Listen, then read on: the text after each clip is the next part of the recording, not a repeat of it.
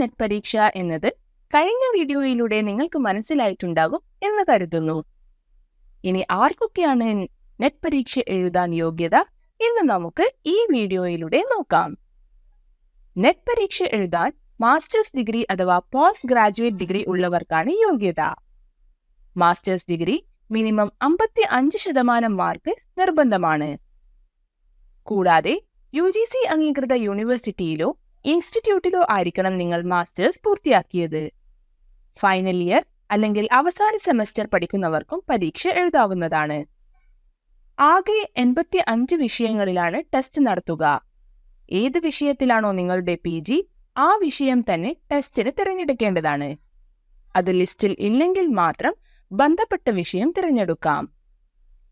എത്ര തവണ വേണമെങ്കിലും ഒരാൾക്ക് നെറ്റ് പരീക്ഷ എഴുതാവുന്നതാണ്.